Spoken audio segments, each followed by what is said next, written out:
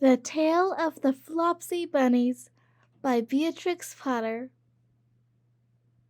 It is said that the effect of eating too much lettuce is soporific.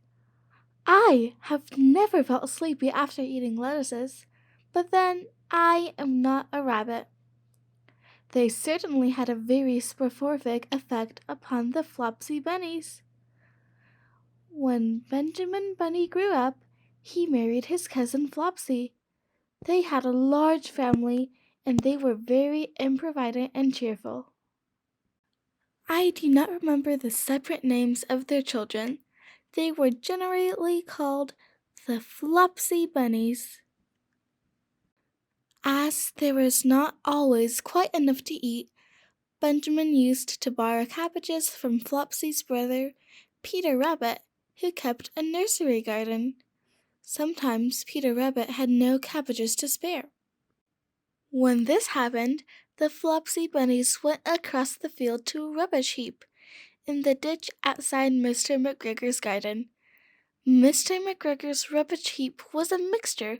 There were jam pots and paper bags and mountains of chopped grass from the mowing machine, which always tasted oily, and some rotten vegetable marrows and an old boat or two. One day, oh joy! There were a quantity of overgrown lettuces which had shot into flower. The Flopsy Bunnies simply stuffed lettuces. By degrees, one after another, they were overcome with slumber and lay down in the mown grass. Benjamin was not so much overcome as his children. Before going to sleep, he was sufficiently wide awake to put a paper bag over his head to keep off the flies. The little Flopsy Bunnies slept delightfully in the warm sun. From the lawn behind the garden came the distant clackety sound of the mowing machine. The bluebottles buzzed about the wall, and a little old moth picked over the rubbish among the jam pots. I can tell you her name. She was called Thomasina Tittlemouse, a wood mouse with a long tail. She wrestled across the paper bag and awakened Benjamin Bunny. The mouse apologized profusely and said that she knew Peter Rabbit. While she and Benjamin were talking, close under the wall, they heard a heavy tread above their heads, and suddenly Mr. McGregor emptied out a sackful of lawn mowings right upon the top of the sleeping Flopsy Bunnies.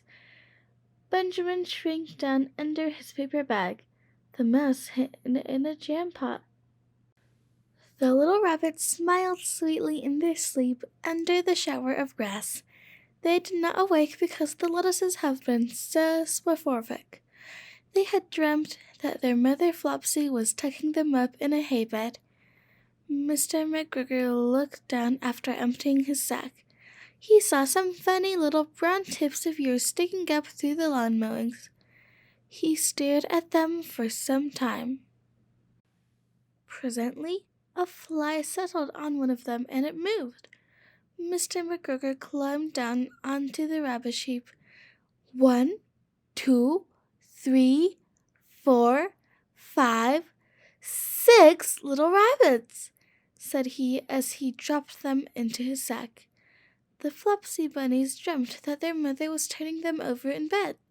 They stirred a little in their sleep, but still they did not wake up. Mr. McGregor tied up the sack and left it on the wall. He went to put away the mowing machine. While he was gone, Mrs. Flopsy Bunny, who had remained at home, came across the field. She looked suspiciously at the sack and wondered where everybody was. The end. Part 2 will come out tomorrow.